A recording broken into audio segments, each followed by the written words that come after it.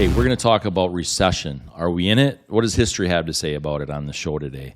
And I think that we all need to pay attention to things like this because I think, I know my pocketbook has been affected by it and business and stuff like that, which is incredibly scary when our leaders are looking at things and saying, nah, I don't think so.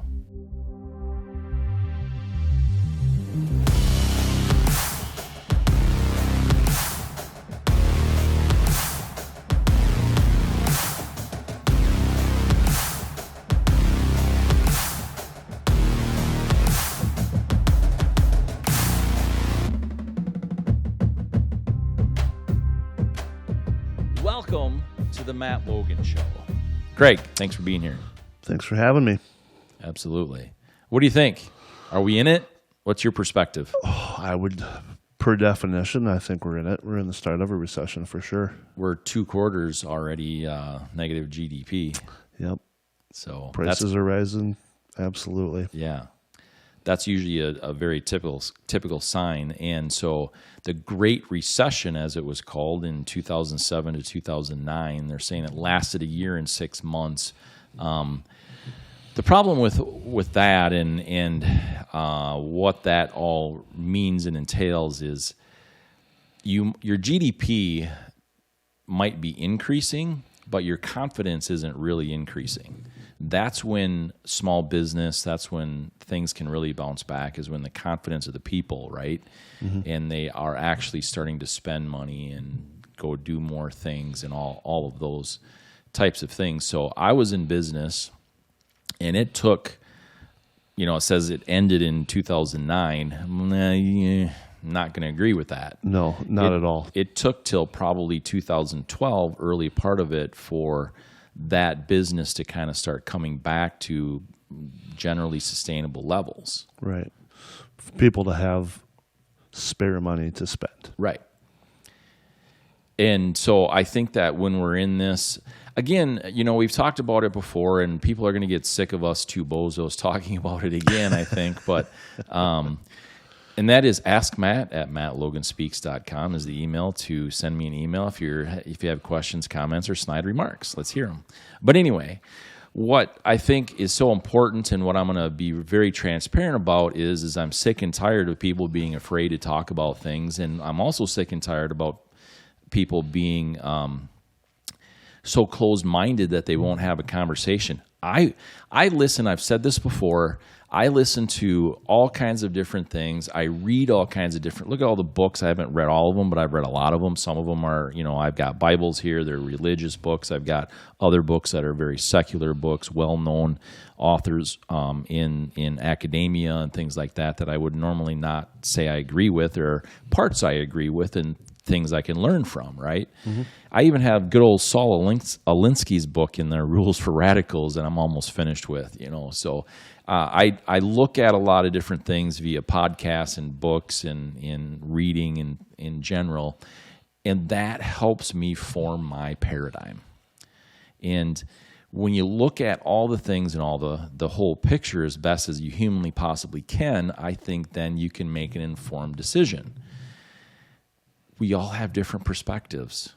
Let's hear them. Absolutely. The perspective from the top right now is saying, we're not in recession. Let's change the definition so that we're not. Well, our last recession was, I believe, February to April of 2020. Yeah, they claimed 2 months, and that's which is like the shortest ever. That's the biggest load of garbage that you ever would say. Right, and I think the justification was because so many people lost their jobs. Well, that was definitely an anomaly. That's never happened, to my knowledge, like that in our history. But that wasn't done in 2 months. That we're still feeling the effects of that. So. Absolutely, and certainly the inflation aspect of that we're feeling now still today. So, yeah, definitely. Yeah, so that's really dangerous. You were talking off camera about some of the interesting things that you had seen looking up the recession. What are some of those things? Well, you hear of the big recessions like in 07 through 09 and in the early 80s, but, historically, and it's who the group that defines it and how they define it, but they said there's like 47 recessions going back to like the mid 1800s, simply because they don't have good records before then. But it was very, I think the right term would be cyclical. It was, the economy does really good, then it drops. The economy recovers, it does good, and then it drops. And every time it drops is considered a recession. So it's not like it's a horrible thing. You just try to, I think as a country, we would want to try to level that out as best possible. But it was amazing how many little dips there really were, and the reasoning behind them. Kind of one of those learn from the mistakes, learn from the past, and try not to. But you have to happen call again. them a mistake, and you have to own up to a mistake. That's the problem. That's exactly my point. And I don't know if there's a solution for it. I don't know if there's a be-all, end-all way to not have a recession. You get the good with the bad, maybe.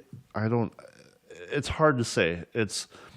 People are going to try to make money when they can, which pushes up the inflation times, and then it all kind of hits the fan and it all falls apart, and that just happens over and over and over again. But there's some pretty good articles out there on how to get through a recession. You know, what to do with your money and your lifestyles and your purchases to not let it hurt as bad. And the problem is, and we'll talk about this on another episode, but you know, financially and day to day, it's really hurting the low income families the worst. Yes, because of the inflation, and that's I think who we need to try to protect the most. I mean, if you've got millions of dollars in assets, you're going to take millions of dollars in hits, but you're still going to be able to put food on your table. So one of the things that the Washington Post here is saying, maybe we can put this up on the screen actually. It says, it's worth noting, however, that the GDP grew strongly in the second quarter, up 7.8%, according to the BEA, which applied an 8.7% inflation adjustment. For the first quarter, the BEA numbers were 6.6% growth and an 8.2% inflation adjustment. So what I have to say with that is where they get inflation numbers, because I can show you what I've spent this year on airline tickets related to business. I can show you what diesel fuel I've had to pay for in relationship to business and compare those to other prior years. And I'll tell you right now that if you take any of those small things, inflation is much higher. Real inflation is much higher than that.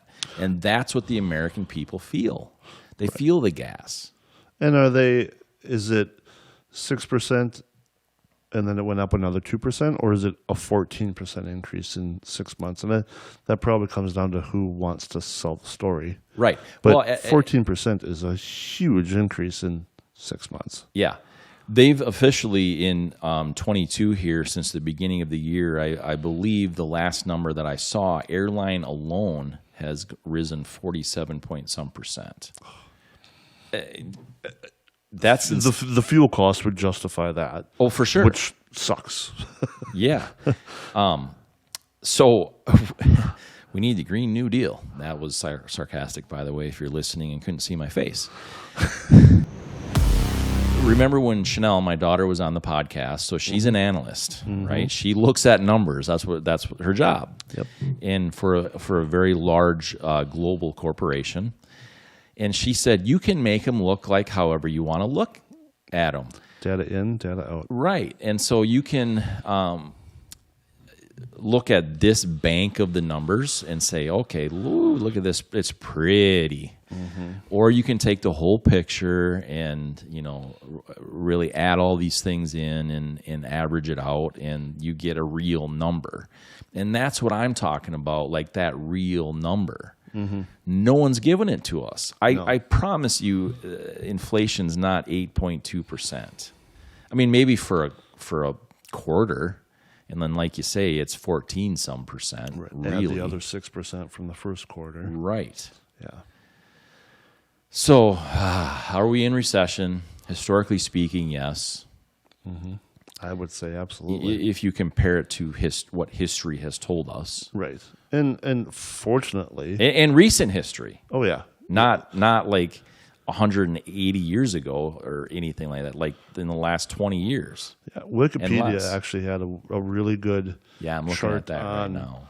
when the time frames of when they had recessions and when was the previous recession and how much the GDP dropped. And We could put it's this pretty up on interesting. screen here right now, and we can look at it. So if we take, it has the numbers, what they called it, the period range, duration, time since previous recession, peak unemployment, GDP decline, and all that kind of stuff. So, we look at the Great Depression, 3 years, 7 months. From the previous was 1 year, 9 months recession. So that's why, obviously. And there's a lot of different things and nuance in there. But if we take a look at even like, say, the 90s, July 90 to 91, 8 months. So it says 7 year, 8 months was the duration. Which was one of the longer ones. Right, correct. Yep. And then, GDP was 1.4% decline, unemployment 7.8%, some of those things, And that early was 2000s. That was the big .com bubble bust. Yeah. And then the Great Recession, 1 year, 6 months, they talk about a 10% unemployment. GDP was 5.1% decline, things along those lines. So if you look at just the recent history in this, we're in a recession. I don't mean to sound the alarm or anything like that, but it's so much easier a fact to of go. life. Yeah, it's so much easier to go about things if you can look at it from a practical, realistic standpoint, in my opinion. Right. And to let people know, like, okay, buckle down and get ready to ride this out. Because the good thing is we've recovered from every recession. Right. Now, it might take a little while to have your stocks or whatever get back to where they were.